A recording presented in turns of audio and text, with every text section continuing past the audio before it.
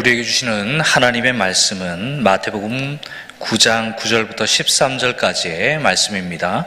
신약 13면에 있습니다. 오늘 우리에게 주시는 말씀 마태복음 9장 9절부터 13절까지의 말씀입니다. 신약 13면에 있습니다. 한 절씩 교독하시고 마지막 절은 함께 읽도록 하겠습니다. 예수께서 그곳을 떠나 지나가시다가 마태라 하는 사람이 세관에 앉아있는 것을 보시고 이르시되 나를 따르라 하시니 일어나 따르니라.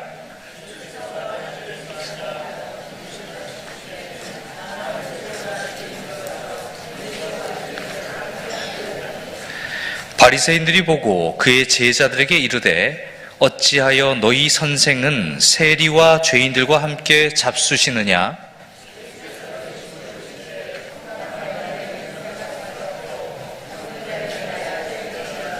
함께 읽겠습니다. 너희는 가서 내가 긍휼을 원하고 제사를 원하지 아니하노라 하신 뜻이 무엇인지 배우라. 나는 의인을 부르러 온 것이 아니요 죄인을 부르러 왔노라 하시니라. 아멘. 함께 기도하겠습니다. 하나님 아버지, 지금 이 시간 우리의 마음을 조용히 열어 주옵소서.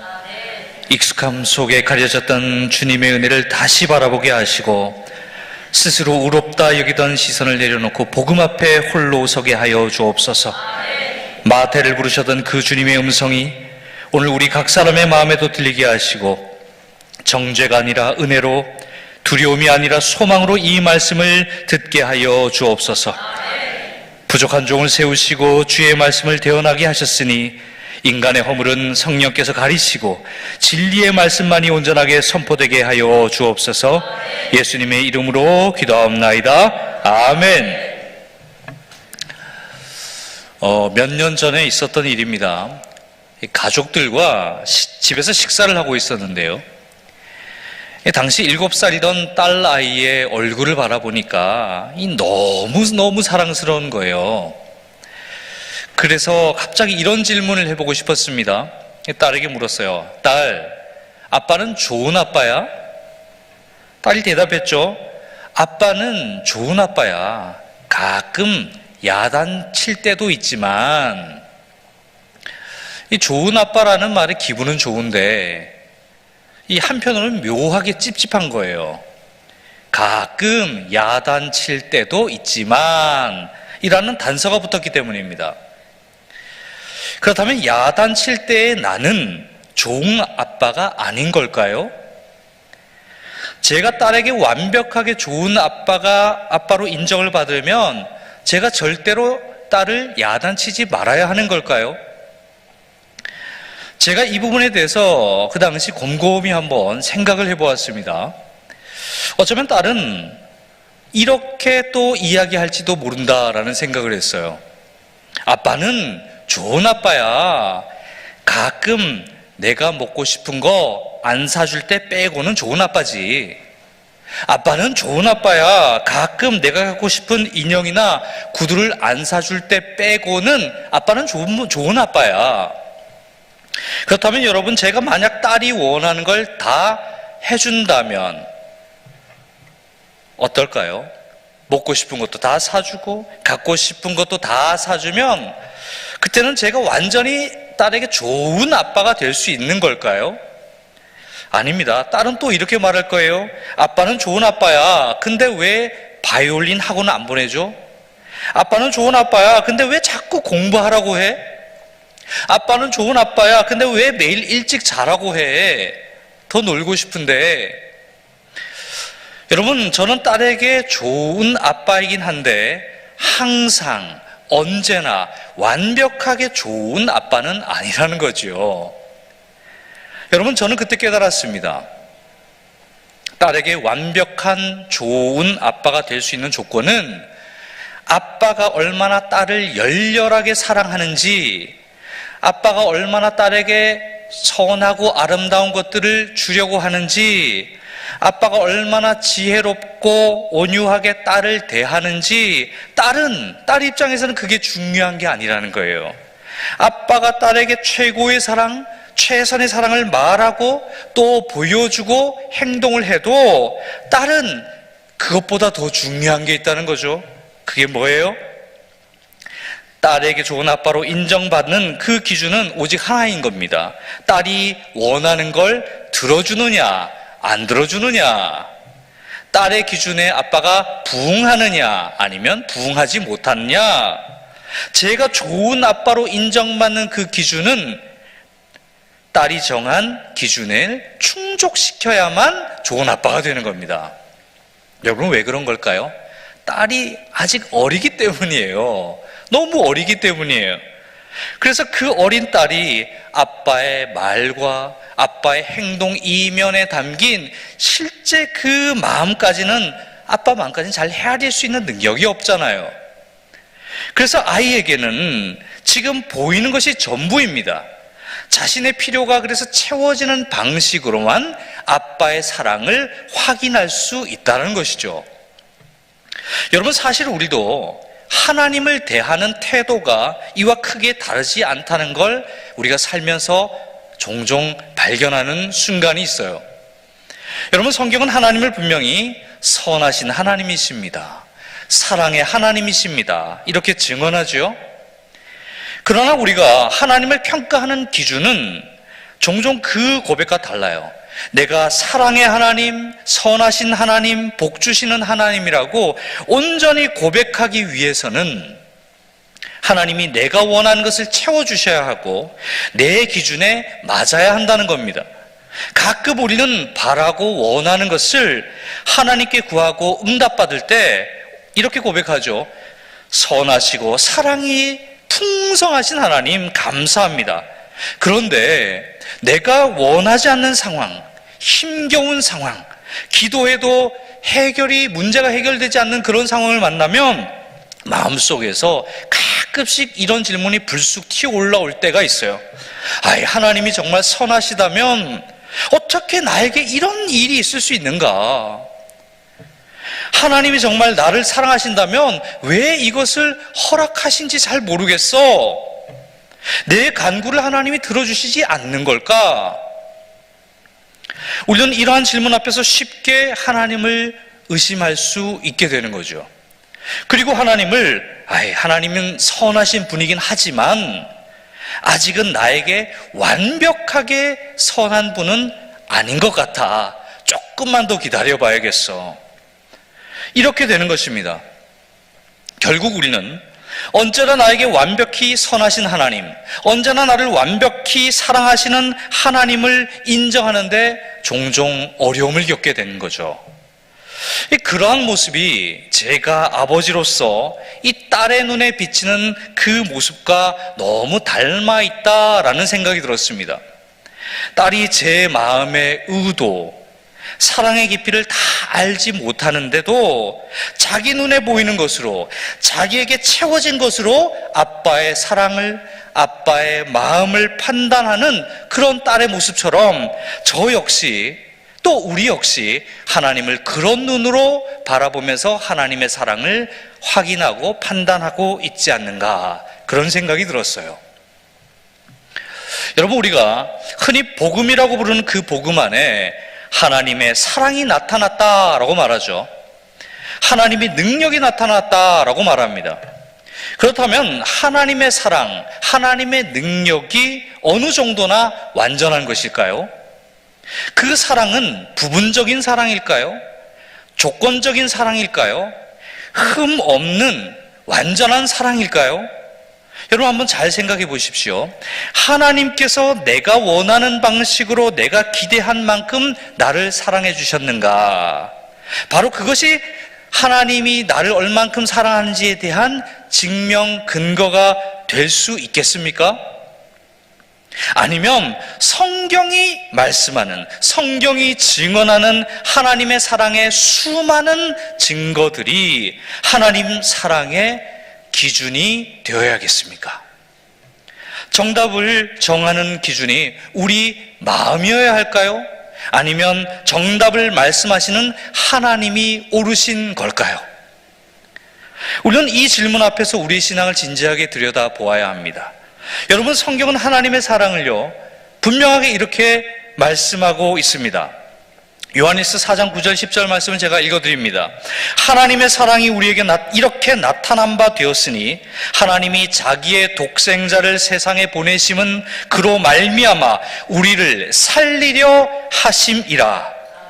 사랑은 여기 있으니 우리가 하나님을 사랑한 것이 아니요 하나님이 우리를 사랑하사 우리 죄를 속하기 위하여 화목 제물로 그 아들을 보내셨음이라. 로마서 5장 8절입니다. 우리가 아직 죄인 되었을 때 그리스도께서 우리를 위하여 죽으심으로 하나님께서 우리에 대한 자기의 사랑을 확증하셨느니라. 아멘. 여러분, 이 성경의 증언을 믿으십니까? 아멘. 예, 아멘이시죠? 하나님의 사랑과 은혜가 바로 십자가의 죽음을 통해 우리에게 값없이 주어졌다라는 놀라운 복음, 그것이 바로 우리에게 은혜로 주어진 것입니다. 여러분, 하나님이 우리를 사랑하셔서 독생자 예수 그리스도를 보내시고 우리의 죄값을 예수님에게 담당시키셨다는 이 놀라운 복음은 우리 모두에게 은혜로 값없이 공짜로 주어졌습니다. 여러분, 하나님의 사랑은 그날에 따라 기분에 따라 흔들리는 그런 사랑이 아니에요. 하나님의 사랑은 언제나 한결같고 변함없이 신실합니다. 여러분, 이 세상에서 죄인들을 사랑하는 유일한 분이 바로 우리 하나님 아버지이십니다. 여러분, 우리가 애쓰고 노력해서 선한 일을 많이 해서 내가 죄를 짓지 않아서 하나님의 사랑을 얻어낸 것이 아니에요.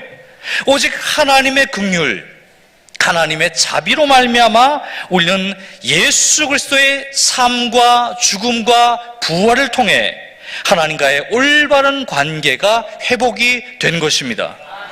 여러분, 이것이 뭐예요? 바로 은혜다. 이것이 은혜다라고 말하는 거죠.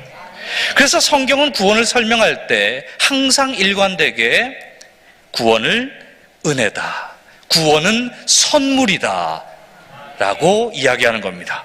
값없이 받았다는 뜻이죠. 우리가 무엇을 증명해서, 우리가 무엇을 들여서 얻어낸 게 아니라 하나님께서 먼저 주신 사랑의 결과가 구원이다. 그것이 바로 하나님의 자녀 삼아주셨다라는 사실입니다. 오늘 본문은 예수님 당시 사람들이 가지고 있던 구원에 대해 잘못 생각하고 있는 부분을 이 정면으로 건드리는 사건처럼 보여요. 예수님께서 길을 가시다가 세간에 앉아있는 낯선 마태 세리를 바라보시고 이렇게 말씀하시죠. 나를 따르라. 그래요. 나를 따르라. 아주 담백하고 단순하게 한마디만 하십니다. 나를 따르라. 그렇게만 말씀하셨어요. 그런데 놀랍게도 마태는요, 그 자리에서 벌떡 일어나 바로 예수님을 따릅니다. 여러분, 예수님께서 어떤 특별한 능력을 사용해서 마태를 강제로 그 다리에 힘을 일으켜서 강제로 일으킨 게 아닙니다. 성경은 분명하게 말해요. 마태가 일어나 따르니라. 일어나 따르니라. 아마 마태는 예수님을 이전에 한 번쯤 보았을 수도 있고요, 예수님의 가르침을 곁에서 들었을 수도 있어요. 당시에는 예수님의 말씀을 따르고 배우고 싶어 하던 사람들이 많았거든요. 이 넓은 의미에서는 그들 모두가 예수님의 제자라고 부를 수 있을 겁니다. 그러나 그들은 자신의 삶을 내려놓고 직업과 관계를, 모든 가족을 버려두고 예수님을 따른 사람들은 아니었어요. 그저 예수님이 가르치신 이 놀라운 교훈, 그 가르침이 아주 신선해서, 아주 재미있어서, 아주 놀라워서 예수님의 말씀을 그냥 듣기 좋아했지, 자기 직업을 뒤로하고 자기 가족을 팽개치고 예수님을 따르던 사람들은 많지 않았습니다. 어쩌면 마태 역시 그런 사람들 중에 하나였을 겁니다. 그런데 문제가 뭐냐면 마태의 직업이에요. 직업. 세리는 로마 제국의 하청을 받아서 유대인들에게 세금을 걷는 사람들이었거든요. 이 동족의 돈을 로마에 바치는 일을 대행하는 사람들이니까 유대인들이 볼 때는 매국노처럼 비춰질 수 없는 겁니다. 그래서 또 어떤 세리들은요, 자기 몫을 더 챙기기 위해서 로마 제국에 바칠 세금에다가 더 많은 세금을 책정해서 그것을 얻어서 차액을 자기에게 남겼어요. 그렇게 부를 축적했다는 거죠. 세리 마태 역시 사람들의 수치와 혐오의 대상으로 비춰졌을 겁니다. 친구라고는 어쩌면 세리 친구들밖에 없었을 겁니다. 그런데 바로 그 마태를 예수님께서 부르신 것이죠. 나를 따르라. 제자로 삼겠다고 예수님이 그를 부르신 겁니다. 이 장면을 본 유대인들은 어떤 생각을 했을까요? 도무지 이해가 안 되는 거죠.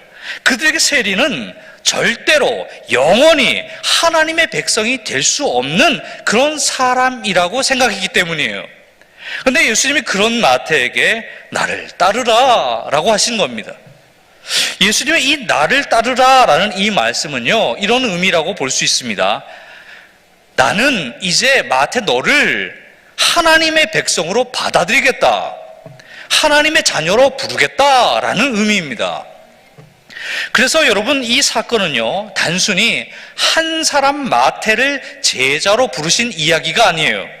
아무리 비도덕적인 삶에 빠져 있는 사람일지라도, 하나님을 등지고 살아왔던 사람일지라도, 마태처럼 예수님의 말씀 앞에서 벌떡 일어나면 존귀한 하나님의 자녀가 될 수 있고 주님의 제자로 크게 쓰임 받을 수 있다라는 사실을 보여주는 사건이 바로 예수님이 마태를 이렇게 부르시는 사건이라는 거예요. 여러분, 이것이 바로 복음입니다. 이 복음의 묘미예요. 여러분, 중요한 건 근데 마태죠. 이 마태가 어떻게 행동했는가? 마태는 예수님이 가난하고 소외된 사람들, 병든 자들을 예수님이 찾아가서 그들과 함께 하시는 모습을 아마 보고 들어왔을 겁니다. 예수님의 말씀을 통해 내 자신의 삶이 좀 달라질 수 있을까? 마음속 깊이 어쩌면 바라고 있었을지도 모르겠어요. 바로 그때 은혜가 마태를 향해 외치는 거죠. 예수를 따르라. 예수를 따르라. 마태의 마음속에 분명 복잡한 감정이 있었을 겁니다. 죄를 지으면서 이제까지 잘 먹고 잘 살아온 자기의 삶에 대한 후회가 어쩌면 있었을 것이고요, 사람들로부터 늘 죄인 취급당하며 무시를 당하며 소외되어 살아왔던 서러움, 외로움도 있었을지도 몰라요. 동시에 혹시 나도 새 사람이 될 수 있지 않을까라는 희미한 기대도 품고 있었을 겁니다. 그러나 마태는 먼저 스스로 나서서 예수님, 제가 예수님의 제자가 되겠습니다 라고 말할 용기까지는 없었어요. 그런데 바로 그때 예수님께서 마태의 그 마음속에 일어난 작은 변화 하나를 보신 거죠. 꿰뚫어 보신 겁니다. 그리고 그를 부르시는 거예요. 나를 따르라. 그 순간 마태는 일어났고 예수님을 따랐습니다. 복음의 은혜가 그의 삶에 분명히 외친 것이죠. 구원은 바로 예수에게 있다. 예수를 믿으면 새로운 피조물이 된다. 이전 것은 지나가고 새 것이 될 것이다. 마태는 그 은혜의 외침에 반응한 겁니다. 복음이 죄인에게 임한 놀라운 순간이었던 거죠.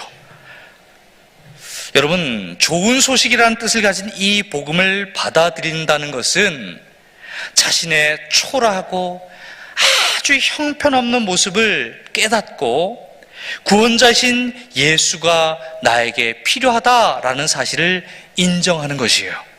자기 안에 있는 이기심, 분노, 상처, 절망, 질투, 권세에 대한 욕망, 자기의 이 교만, 이 모든 것들을 내가 주님 앞에서 더 이상 포장하지 않아도 된다라는 뜻입니다. 숨기지 않아도 되는 거예요.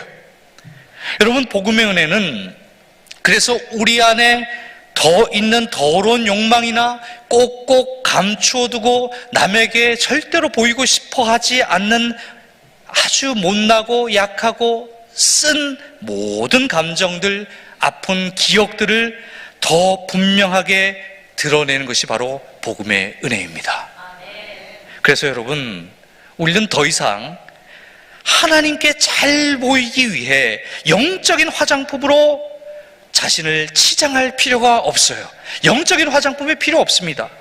거룩한 척, 신앙이 좋은 척, 겸손한 척, 절망하지 않는 척, 실패하지 않는 척, 이타적인 척, 자비로운 척 하지 않아도 돼요. 여러분 왜 그렇습니까? 하나님은 우리를 있는 모습 그대로 사랑하시기 때문입니다. 우리의 모든 모습을 이미 다 알고 계신 분이기 때문이죠.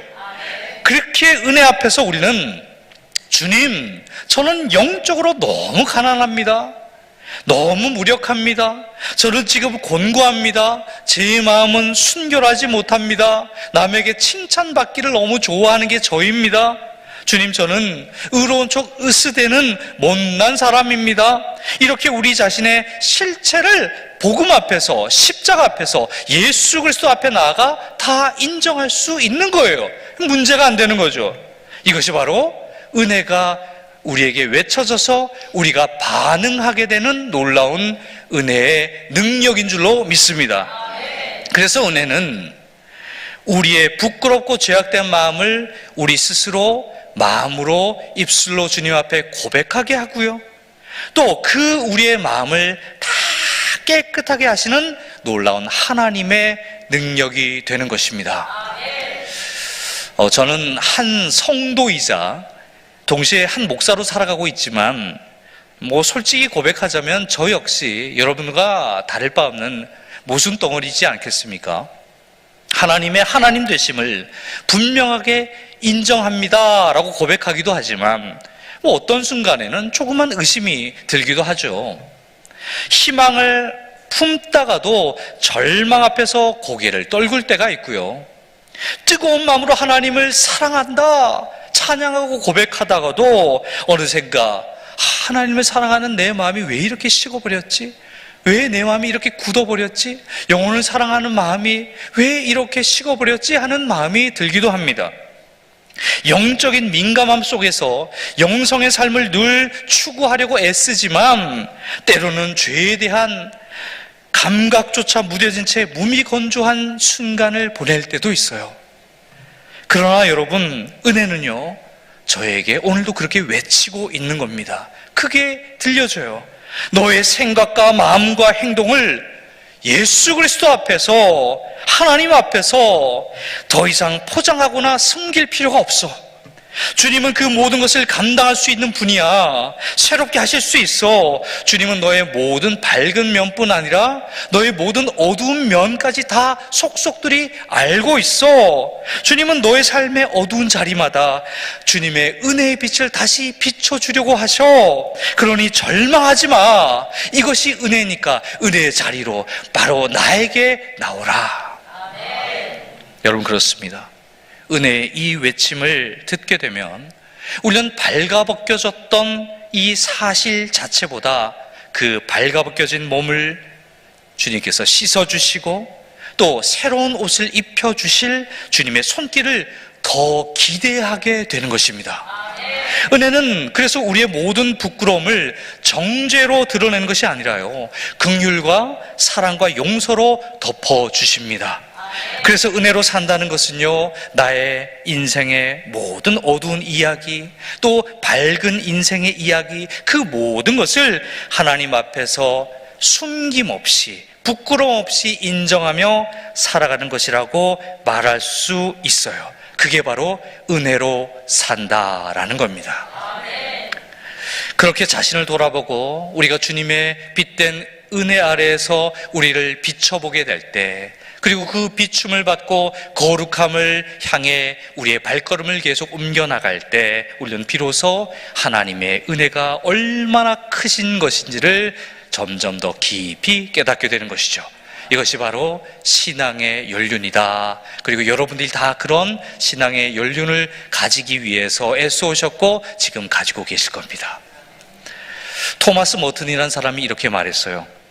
성도란 선한 사람을 말하는 것이 아니라 성도는 하나님의 선하심을 체험하는 사람이다.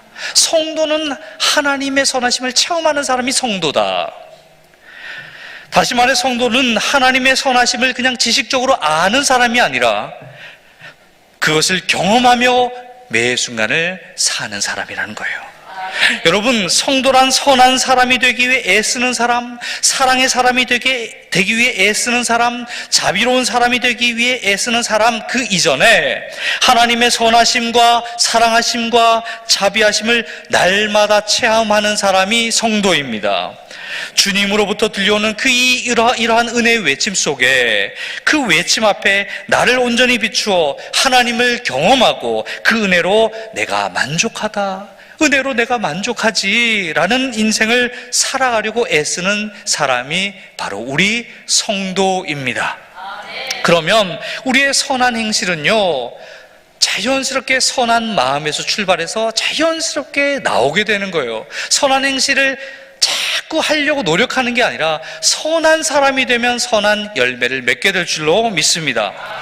여러분, 이러한 은혜의 외침이 저와 여러분에게 주님께서 이미 우리에게 주신 것들을 기억하며 감사하라라고 거듭 말씀하고 있는 거죠. 여러분, 우리는 주님으로부터 무엇을 받았습니까? 우리는 인생이라는 선물을 받았어요. 인생.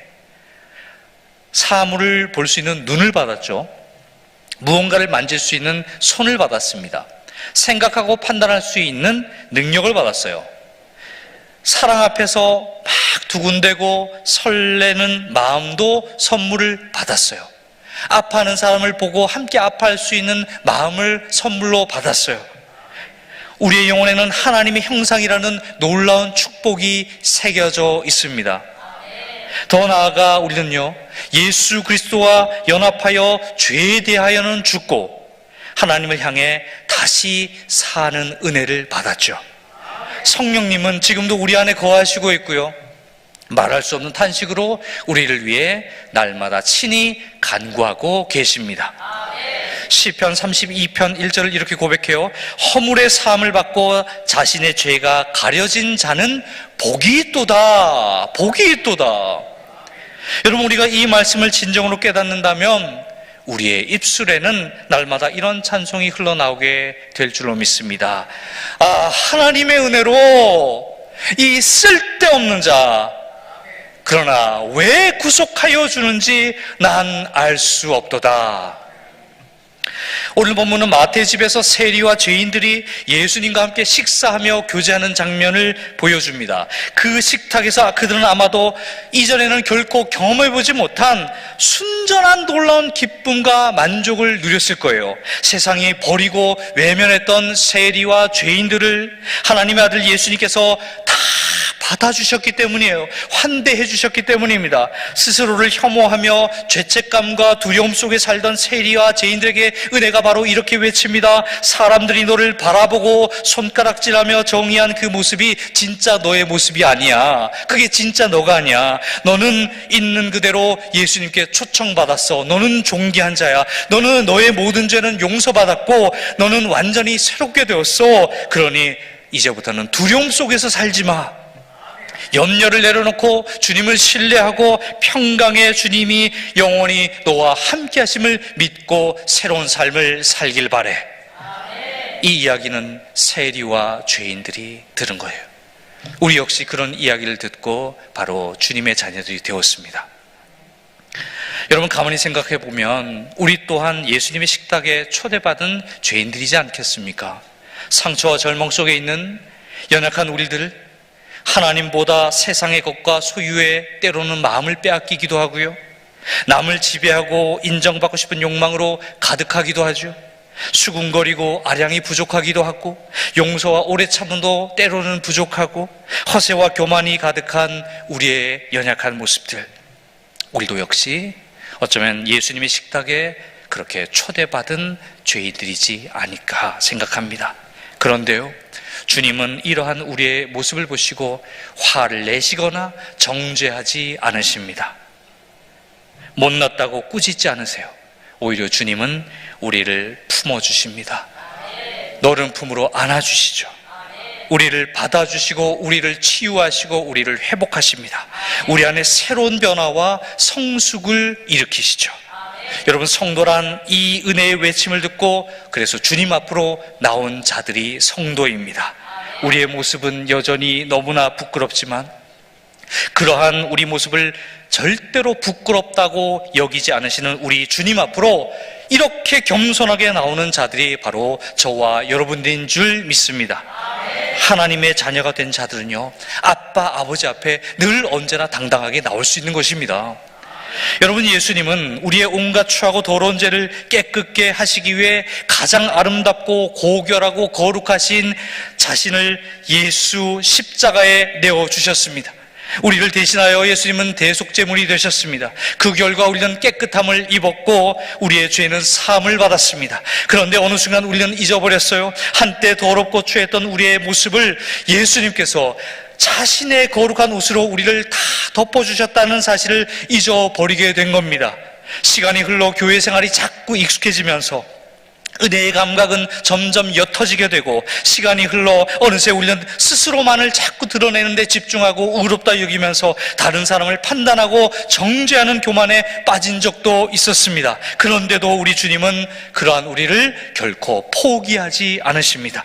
오늘도 여전히 저와 여러분을 찾아오고 계십니다. 그래서 여러분, 은혜는 우리의 일상 속에서 끊임없이 외치고 있습니다. 뭐라고요? 예수에게 오라. 낭망치 말고 오라. 방황치 말고 오라. 지체하지 말고 오라. 주 예수 앞에 오라. 아멘. 여러분, 우리가 이 은혜의 외침을 들었다면 이제 우리는 다시 우리의 영혼을 깨워야 할 줄로 믿습니다. 주님 앞으로 계속 나와야 합니다. 새벽 기도를 나오고 수요 예배를 나오고 또 주일 예배를 드리고 계속 매일매일 말씀 앞으로 나아가야 할 줄로 믿습니다. 주님의 거룩한 빛을 온 마음에 그래서 우리는 담아내야 하는 겁니다. 주님 안에서 계속 치유받고 회복되고 새 기쁨과 새 평안과 새 힘과 새 소망을 덧입어야 할 줄로 믿습니다. 하나님 아버지의 존귀한 자녀가 된 성도 여러분, 주님 안에 거하시는 삶을 날마다 기뻐하실 수 있길 바라요. 매 순간 주님께 감사하실 수 있기를 바랍니다. 주님과 날마다 동행하면서 평강의 하나님을 경험하실 수 있기를 바랍니다. 이 한 주간도 주님의 은혜와 평강이 저 여러분의 삶에 충만하게 임하시기를 예수님의 이름으로 축복합니다. 기도하겠습니다. 하나님 아버지, 오늘 우리에게 다시 은혜의 외침을 들려주셔서 감사합니다. 자격 없고 연약한 우리를 먼저 부르시고 예수 그리스도의 십자가로 깨끗하게 하시며 하나님의 자녀로 삼아주신 은혜를 다시 한번 기억하게 하시니 감사합니다. 주님, 우리가 받은 은혜를 잊고 스스로 의롭다 여기며 누군가를 판단하고 정죄했던 마음을 용서하여 주옵소서. 주님, 저희가 다시 한번 복음 앞에 서게 하시고 발가벗은 우리의 모습을 숨기지 않고 주님 앞에 당당히 내려놓게 하여 주옵소서. 우리의 교만을 십자가 앞에 내려놓고 겸손과 회개의 자리로 돌아오게 하여 주옵소서. 주님, 마태를 부르셨던 그 음성으로 오늘 우리를 다시 부르시는 주님, 나를 따르라 하신 그 음성으로 오늘 우리를 다시 부르시는 주님, 저희 모두가 기쁨으로 일어나게 하옵소서. 우리의 연약함보다 크신 주님의 은혜를 신뢰하게 하시고 받은 구원의 기쁨으로 날마다 감사하게 살아가게 하여 주옵소서. 우리를 끝까지 사랑하시는 예수님의 이름으로 기도드립니다. 아멘.